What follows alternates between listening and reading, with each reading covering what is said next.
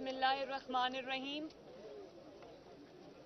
आप सबका बहुत बहुत शुक्रिया।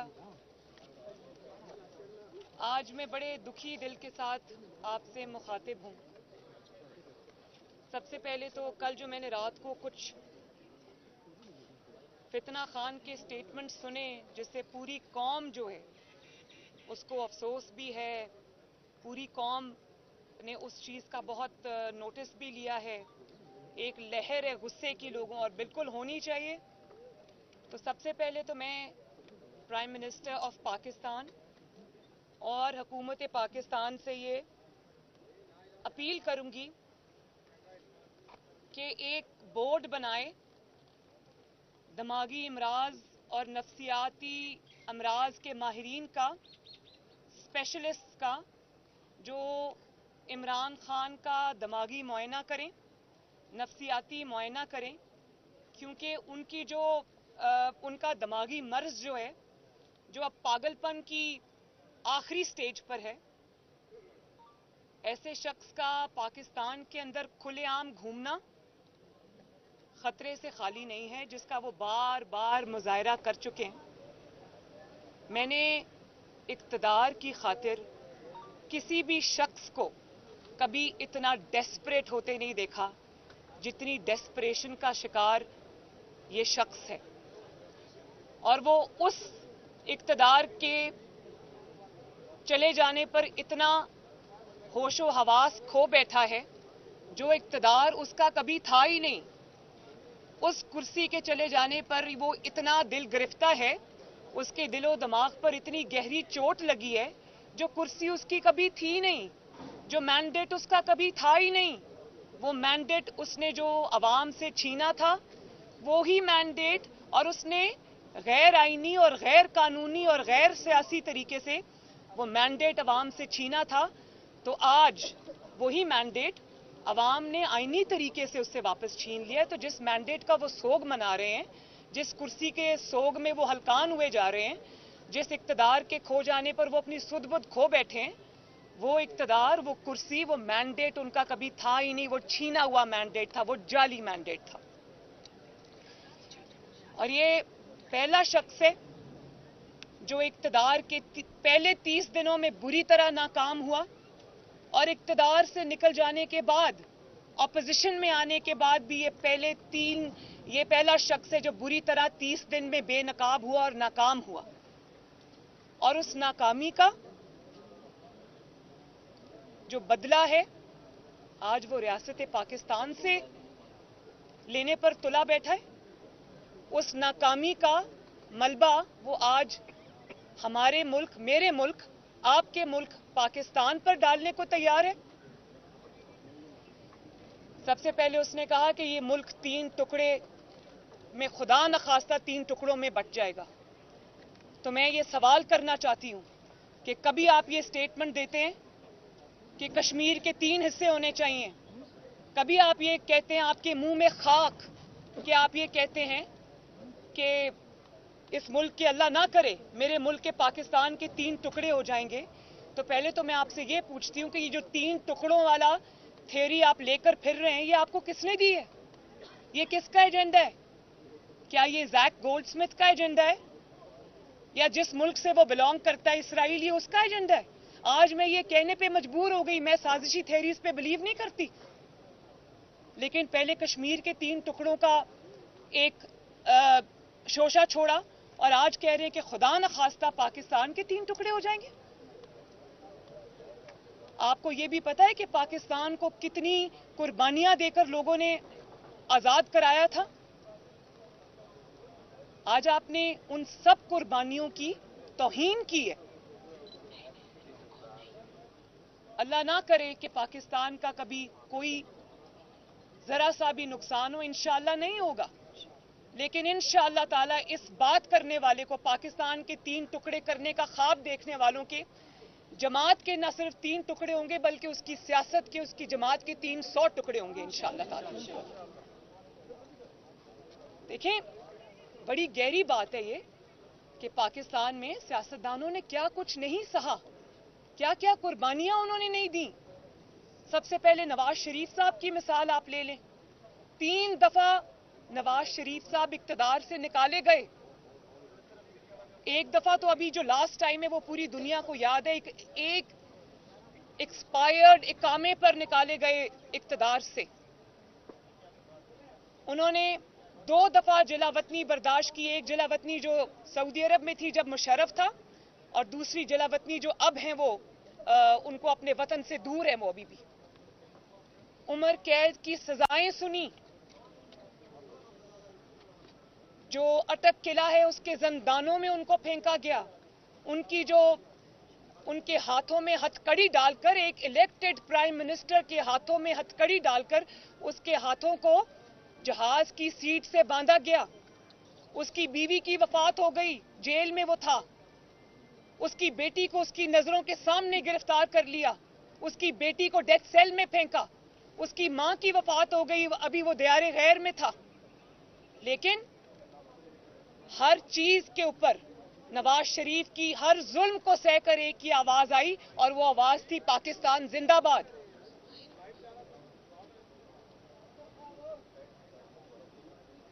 पीपल्स पार्टी पे आप आ जाएं, जुल्फिकार अली भुट्टो शहीद हुए, बेनजीर भुट्टो अपनी जान से गईं, उनकी शहादत हुई, लेकिन क्या आवाज आई? पाकिस्तान खपे। एएनपी के साथ क्या ज्यादतियां नहीं हुई, उन्होंने भी अपनी जानों के नजराने दिए, लेकिन कभी किसी सियासी जमात ने ये नहीं कहा कि मुल्क के खुदा न खास्ता टुकड़े हो जाएंगे। सबकी एक ही आवाज आई, पाकिस्तान जिंदाबाद और पाकिस्तान खपे। आपकी मंतक क्या है कि मेरा इक्तदार हो तो पाकिस्तान जिंदाबाद, मेरा इक्तदार ना हो तो खुदा न खास्ता पाकिस्तान के 3 टुकड़े हो जाएं? मेरा इक्तदार हो तो पाकिस्तान खपे, मेरा इक्तदार ना हो तो खुदा न खास्ता पाकिस्तान ना खपे? ये है आपकी सियासत? तुफ है आप पर। आपकी हिम्मत कैसे हुई पाकिस्तान के बारे में ये बात करने की? और पाकिस्तान जो है उसके लिए इतनी कुर्बानियां दी हैं लोगों ने, सियासतदानों ने, जिला वतनियां बर्दाश्त की हैं, फांसियां बर्दाश्त की हैं, उम्र कैद बर्दाश्त की है, अपने प्यारों की मौत बर्दाश्त की है, उनकी खालें उधेड़ी गईं, उनको जिंदानों में फेंका गया, उनकी चमड़ियां उधेड़ी गईं, उनके सामने उनके बच्चों को गिरफ्तार किया गया, लेकिन क्या आवाज आई? पाकिस्तान जिंदाबाद। क्योंकि वो जिद्दोजहद जो थी वो पाकिस्तान के लिए थी, अपनी जात के लिए, अपनी कुर्सी के लिए नहीं थी।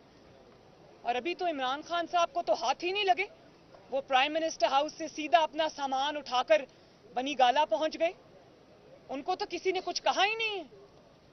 और अभी जिसको अपने आप को जो इनकलाबी लीडर, जिहादी लीडर कह रहा था, वो अब जमानती लीडर है। अभी मुझे कोर्ट में इतला मिली है कि उनको राहदारी जमानत मिल गई है।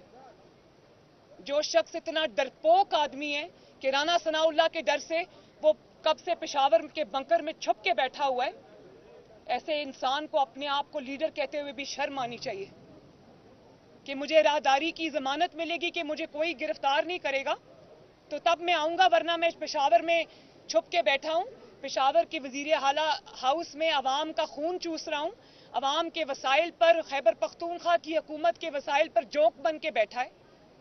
ये होते हैं लीडर? लीडर अवाम को जोड़ते हैं, तोड़ते नहीं है। लीडर मुल्क को जोड़ते हैं, तोड़ने की बातें नहीं करते। और फिर आपने कहा कि जो पाकिस्तान का एटॉमिक प्रोग्राम है, एटमी प्रोग्राम है, उसको डी न्यूक्लियराइज करने की बात की, उसके रोल बैक की बात की। और ये मैं आपको बता दूं कि ये बात उन्होंने आज पहली मर्तबा नहीं की, ये उन्होंने इक्तदार में रहते हुए 21 जून 2021 में को प्राइम मिनिस्टर हाउस में HBO के जो नुमाइंदा था जॉनथन, उसको इंटरव्यू देते हुए कही कि मैं समझता हूं कि पाकिस्तान को एटॉमिक प्रोग्राम की जरूरत नहीं है। और आज जब आपका इक्तदार चला गया तो आपने डी न्यूक्लियराइजेशन की बातें शुरू कर दी। भाई सबसे पहले तो मुझे ये बताएं कि इमरान खान का क्या हक है कि वो पाकिस्तान के एटॉमिक प्रोग्राम की बात करे? उसकी क्या कंट्रीब्यूशन है उस एटॉमिक प्रोग्राम के अंदर? जब वो एटॉमिक प्रोग्राम का, पाकिस्तान को एटमी ताकत बनाने का ख्वाब जुल्फिकार अली भुट्टो ने देखा था, जब उन्होंने वो इरादा किया تو عمران خان بیرون ملک عیاشی کر رہا تھا، اور اس کے بعد جب نواز شریف نے 98 میں وہ دھماکے کیے اور پاکستان کو رہتی دنیا تک اللہ تعالیٰ کے فضل و کرم سے ایٹامک پاور بنا دیا، ایٹمی طاقت بنا دیا، تو تب بھی عمران خان بیرون ملک عیاشی کر رہا تھا۔ اچانک ایک دن سو کے اٹھے ہوں گے برطانیہ میں تو پتہ چلا ہوگا کہ پاکستان جو ہے وہ ایٹمی طاقت بن گیا ہے۔ آپ کو کس نے حق دیا ہے کہ جس ایٹمی پاکستان کے لیے سیاستدانوں نے قربانی دی، ذوالفقار علی بھٹو نے قربانی دی، اس کی قیمت سیاسی چکائی، نواز شریف نے قربانی دی، اس کی سیاسی قیمت چکائی، اور اس کے بعد افواج پاکستان نے قربانیاں دیں، پاکستان کے سائنٹسٹ نے قربانیاں دیں، آپ کو کس نے حق دیا ہے کہ آپ اس ایٹامک پروگرام کے بارے میں آج زبان بھی کھولیں، اپنی گندی زبان سے پاکستان کا اور ایٹامک پروگرام کا نام بھی لیں؟ اور پھر کہا کہ فوج صحیح فیصلے کرے ورنہ خدا نخواستہ پاکستان کی فوج تباہ ہو جائے گی۔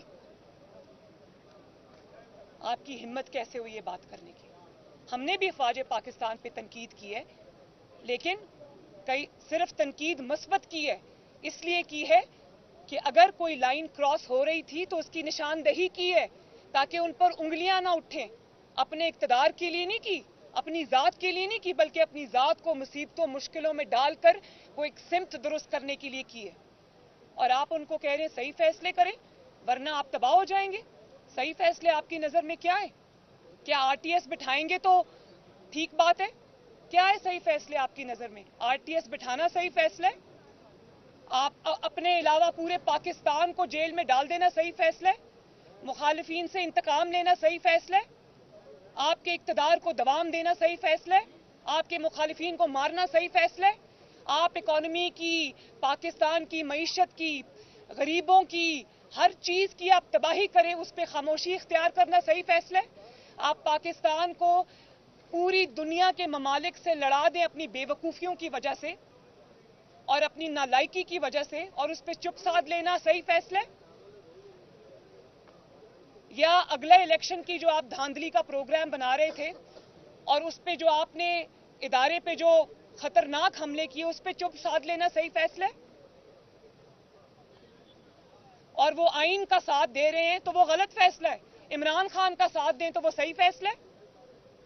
جو سپہ سالار ہے پاکستان کی فوج کا، وہ جب آپ کی حکومت میں آپ کے ساتھ کھڑے تھے تو تب وہ عظیم سپہ سالار تھے، اور آج وہ آپ کے ساتھ نہیں کھڑے کیونکہ آپ نے جو تباہی پاکستان کی ہے اس کا بوجھ انہوں نے اپنے سر سے اتار پھینکا، اور اگر ملک کی خاطر وہ آئین پاکستان کے ساتھ کھڑے تو آج وہ میر جعفر اور میر صادق ہو گئے۔ جب آپ نے آئین توڑا تو عدلیہ نے 12 بجے رات کو عدالت کھولی اور آپ کے خلاف فیصلہ آیا، آپ کی آئین شکنی کے خلاف فیصلہ آیا۔ اس وقت روز رونا دھونا کی عدالتیں اچھی ہیں، اچھی نہیں ہیں، 12 بجے میرے لیے کیوں کھلی، میں نے کیا کیا؟ بھئی آپ نے آئین توڑا تھا، اس کے جزا میں آپ کے گلے میں ہار ڈالنے نہیں بنتے۔ اور آج آپ ان سے کہہ رہے ہیں، ان کو سیاست میں گھسیٹ رہے ہیں عدلیہ کو کہ میرا لانگ مارچ نہیں ہو پا رہا تو میری مدد کرو اور میرا لانگ مارچ کراؤ۔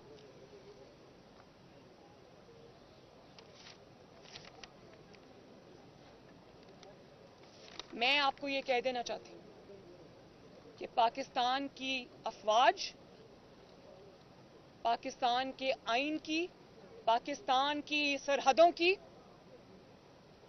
رکھوالی ہے، اور اگر آپ نے اپنی گندی سیاست کی خاطر، اپنی کرسی کی ہوس کی خاطر اگر آپ نے ان کو سیاست میں گھسیٹنے کی کوشش کی یا آپ نے ان پر اٹیک کیا تو آپ کو سب سے پہلے ان محب وطن پاکستانیوں سے نپٹنا ہوگا۔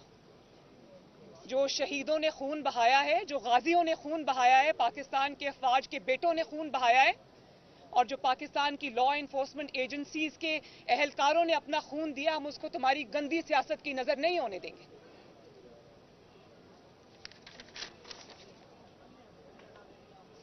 تم اور اس سب میں عمران خان کے ساتھ شامل ہے ایک چینل جس کا نام ARY ہے، جس نے عمران کی گندی سیاست کو، اداروں پر حملے کو، پاکستان پر حملے کو جس نے سپورٹ کیا، جس نے اس انتشار میں اس کا ساتھ دیا, جس نے اس فتنہ پھیلانے میں اس کا ساتھ دیا, جس کے اینکرز اوپر سے لے کر نیچے تک سوائے ایک یا دو کے انہوں نے سیدھے حملے کیے ہیں اداروں کے اوپر, وہ ARY چینل بھی اتنا رسپانسبل ہے جتنا رسپانسبل عمران خان ہے.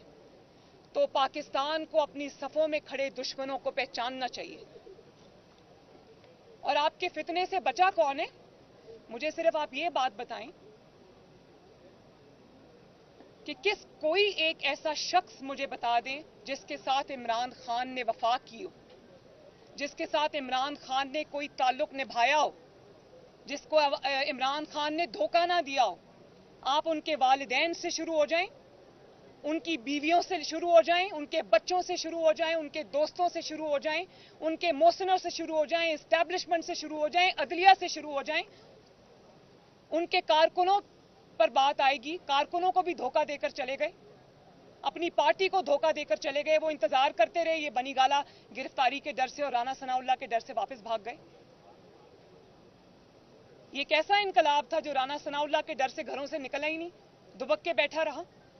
خوشی ہے مجھے کہ عوام نے اس فتنے اور فساد اور انتشار کو پہچان لیا. کوئی ایسا شخص ہے دنیا میں ایسا شخص نہیں ہوگا جو آپ کے دھوکے سے محفوظ ہوگا, جس کو آپ نے دھوکہ نہیں دیا. 35 پنکچر سے آپ شروع ہو جائیں, 1 کروڑ نوکریوں کی بات ہوگی, 50 لاکھ گھروں کی بات ہوگی, 3 دن میں, 9 دن میں, 12 دن میں, 3 سال میں پاکستان میں تبدیلی لانے کی بات ہوگی. Long march, field long march کی بات ہوگی کہ میرا جہاد ہے, میں نکل رہا ہوں. وہ لوگوں نے دیکھا وہ جہاد ہیلی کاپٹر میں لٹکا ہوا تھا اتنی دیر. تو کون ہے جو آپ کے دھوکے سے, آپ کے شر سے بچائے پاکستان کے اندر؟ کوئی نہیں ہے. اور اب آپ نے اپنی توپوں کا رخ جو ہے وہ پاکستان کی طرف کر لیا, پاکستان کے ایٹامک پروگرام کی طرف کر لیا, پاکستان کی جو ہے وہ سالمیت کی طرف کر لیا, پاکستان کی افواج کے اوپر اور پاکستان کے اداروں کے اوپر کر لیا. کل پڑھیں ذرا جو ڈسینٹ نوٹ آیا ہے جسٹس یحییٰ آفریدی کا, انہوں نے آپ کا کچا چٹھا کھول کے رکھ دیا اور انہوں نے بہت سارے لوگوں کو آئینہ دکھایا ہے. وہ آپ کے خلاف وہ ڈسینٹ نوٹ نہیں ہے, وہ آپ کے خلاف چارج شیٹ ہے کہ ہاں آپ نے عدالت عظمیٰ کی حکم عدولی کی, آپ نے اس کے آرڈرز کی وائلیشن کی, آپ خود جانتے بوجھتے آپ ڈی چوک میں اپنے کارکنوں کو سپریم کورٹ کے منع کرنے کے باوجود ڈی چوک میں اپنے کارکنوں کو پہنچنے کی ہدایات دیتے رہے مسلسل, میڈیا پہ سب دکھائے. اس کے لیے کسی ثبوت کی ضرورت نہیں ہے. جسٹس یحییٰ آفریدی نے کہا کہ ثبوت ایمپل ایویڈنس موجود ہے کہ یہ سارا شر آپ کا پھیلایا ہوا ہے. اور میں نے کبھی نہیں دیکھا کہ کسی نے اپنی ذہنی بیمار نے کسی نے اپنا بدلہ جو ہے وہ اس طرح سے آگ لگا کر لیا ہو, پاکستان کو آگ لگا کر لیا ہو کہ میری حکومت نہیں ہے تو میرا گھر جل جائے گا, پاکستان کو آگ لگ جائے گی, اللہ نہ کرے. میں نے کبھی نہیں دیکھا کہ کسی سیاسی جماعت نے یہ درخت جلائے ہوں, کسی نے گرین بیلٹس کو آگ لگائی ہو. اتنی تکلیف ہے آپ کو اقتدار کھو جانے کی. تو ہم نے تو کئی دفعہ اقتدار کھویا, اللہ تعالیٰ کے عوام نے پھر اقتدار دیا. آپ کی کیا سیاسی جدوجہد ہے؟ آپ کو تو پتہ ہی نہیں سیاست کہتے کس کو ہے, جدوجہد کہتے کس کو ہے. آپ کی ساری سیاست تخریب کاری ہے, اور اس تخریب کاری کا راستہ پوری قوم کو مل کر روکنا ہوگا, ورنہ یہ تخریب کاری پاکستان کو خدا نخواستہ خراب اور تباہ اور برباد کر کے رکھ دے گی. جو شخص اقتدار میں رہتے ہوئے پاکستان کی تباہی تھا, بربادی تھا, اور اچانک آج ان کو یاد آ گیا, 4 سال کے بعد نیند کھل گئی, 4 سال کے بعد اچانک ہوش آ گیا کہ جی ڈالر اوپر چلا گیا ہے, آلو پیاز ٹماٹر کے ریٹ بڑھ گئے ہیں.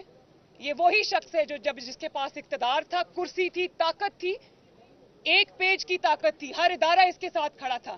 اس کو کسی سپریم کورٹ نے اس کے بارے میں سو موٹو نوٹس نہیں لیا, اس کو کسی نے ڈسٹرب نہیں کیا. اس کے پاس فل اتھارٹی بھی تھی, اختیار بھی تھا, وقت بھی تھا, اور وہ پیس آف مائنڈ بھی تھا کہ اگر یہ چاہتا تو قوم کی تقدیر بدل سکتا تھا. لیکن اس وقت کیا بات ہوتی تھی؟ ڈالر ایک یہ واحد شخص ہے 75 سال میں جس اکیلے کے 3.5 سال میں ڈالر جو ہے وہ 80 روپے تک پہنچ گیا. यानी कि 80 रुपए उसकी कीमत बढ़ गई और रुपए की कीमत गिर गई। और आज आपको रुपए की कीमत याद आ रही है कि जब रुपए की कीमत बढ़ती है तो महंगाई होती है, पाकिस्तान तबाह होता है। और अपने दौर हुकूमत में जब आप इख्तियार में थे, इक्तदार में थे, उस वक्त आप क्या कहते थे कि ओहो मैं तो सुबह बनी गाला में सो के उठा तो मुझे पता चला, टीवी से पता चला कि डॉलर की कीमत बढ़ गई। उस वक्त आप कहते थे कि मैं यहाँ पर आलू प्याज टमाटर के रेट पता करने नहीं आया। तो आज आपको अचानक आलू प्याज टमाटर के रेट याद आ गए, आज आपको लोड शेडिंग याद आ गई है। तो कौम को ये बताओ कि लोड शेडिंग आज तुम्हारी वजह से। पीएमएलएन वो हुकूमत है जिसने 22 घंटे की लोड शेडिंग को अल्लाह ताला की फजलो करम से 2-3 साल में जीरो लोड शेडिंग पे ले आई, नए मंसूबे लगाए। लोगों को बताओ कि वो जो हाइडल पे और कोयले से चलने वाले पाकिस्तान के अंदर जो वसाइल है उनसे चलने वाले जितने सीपेक के प्रोजेक्ट से 3000 मेगावाट्स के, वो तुमने बंद कर दिए क्योंकि तुम्हें किसी के कहने पे सीपेक के प्रोजेक्ट्स को तुम्हें बंद करना था, तुम किसी एजेंडा पे थे। और उसके बाद तुमने टाइम पर एलएनजी नहीं मंगवाई, तुमने आईपीपीस को पेमेंट्स नहीं की, जिसके वजह से आज पाकिस्तान में इतनी बुरी लोड शेडिंग है। हम उसको ठीक करने की कोशिश कर रहे हैं लेकिन उसको वक्त लगेगा। पाकिस्तान के पास पैसे नहीं है, वो सारे पैसे जो है ना वो फरागोगी से जो बनी गाला तक सीधी माल गाड़ी चलती थी ना, उसके बंद होने की तकलीफ है आज इमरान खान को, कि वो जो मुफ्त की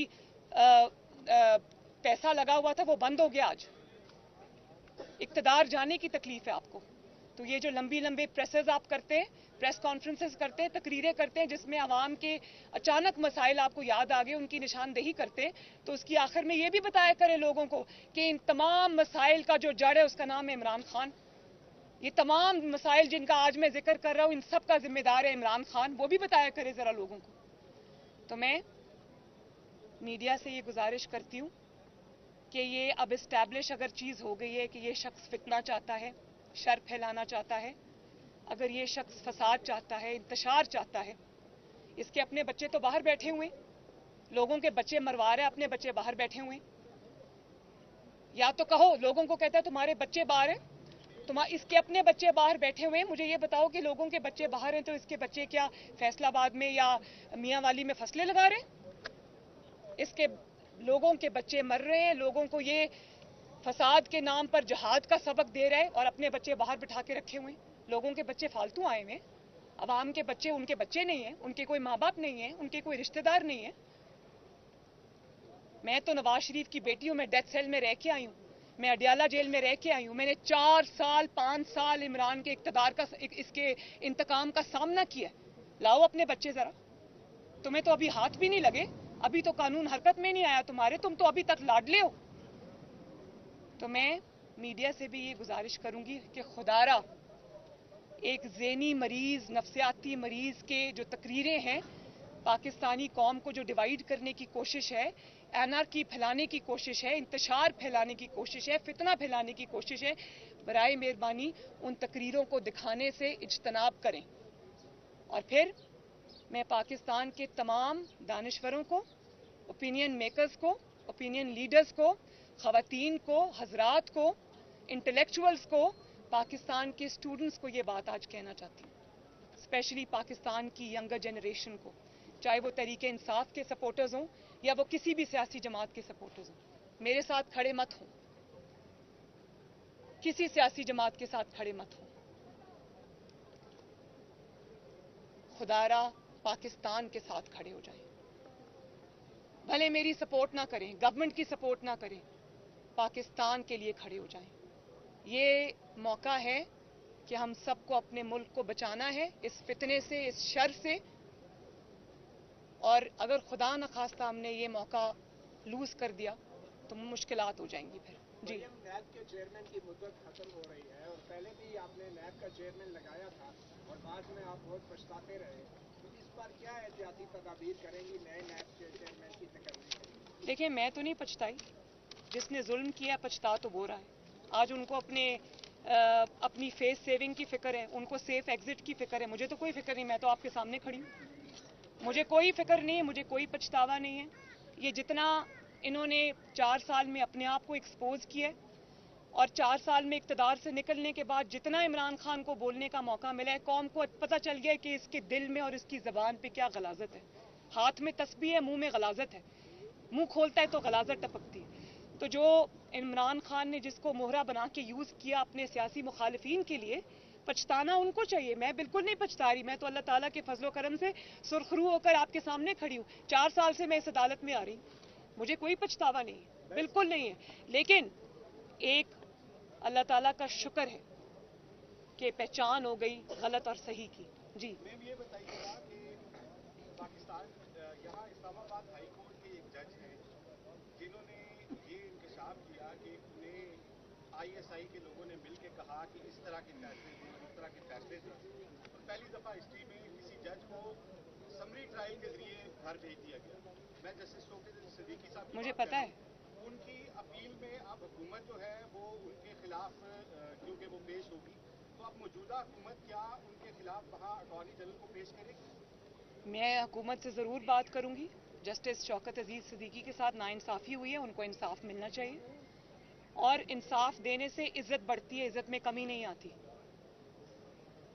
इंसाफ ना देने से इज्जत में कमी आती है। जी ये बताइएगा कि आपने खबर दी है और ये इत्तलात मौजूद हैं कि तहरीक इंसाफ में डिफेक्शन आने वाला है। जो पहली किस्त थी, मैंने आपकी ट्वीट पढ़ी थी आज। मार्च से पहले डिफेक्शन आने वाला है, वो इत्तलात है मौजूद है। तो सवाल मेरा आपसे ये है कि आपकी जमात के साथ तो PTI के जो बड़े नाम हैं, वो नाम बड़े हैं इस मरतबा, वो राब्ते में है, हाँ या ना में तस्दीक कर सकती है? जी राब्ते में है, मैं गलत बयानी नहीं कर सकती।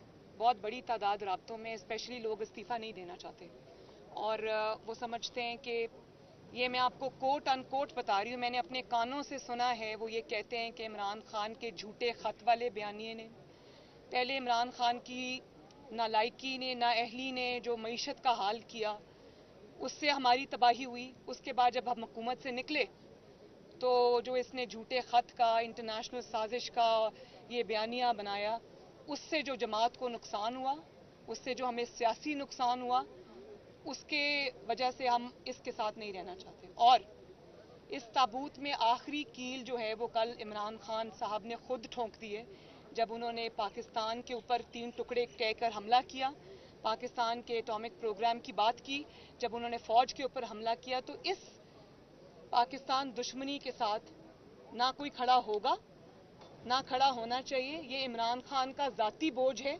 ये उसका ज़ाती गंद है। इसको किसी को भी, चाहे वो तहरीक इंसाफ ही क्यों ना हो, अपने सर पे नहीं उठाना चाहिए। इससे किनारा कशी इख्तियार करनी चाहिए, इसको छोड़ना चाहिए, बल्कि इस किस्म की सियासत को हमेशा के लिए खैराबाद कहना चाहिए। मैं बिल्कुल ये चाहूँगी कि प्राइम मिनिस्टर जो हैं वो इसका नोटिस लें, सख्ती से नोटिस लें, और इसका नोटिस लिया जाना चाहिए। इस किस्म का जो तखरीबकार है, अगर उसको बोलने की आज़ादी होगी तो वो इस मुल्क में नफरत के बीज बोएगा। जो मुल्क हमारा है, हमारे बच्चों ने यहाँ पे रहना है, मैंने यहाँ पर रहना है, आप सब ने यहाँ पे रहना है, आप सब ने अपने बच्चों को यहाँ रखना है। तो इस मुल्क की जो जिम्मेदारी है वो हम सब के ऊपर है। जी बस। नैब का चेयरमैन कैसा होना चाहिए?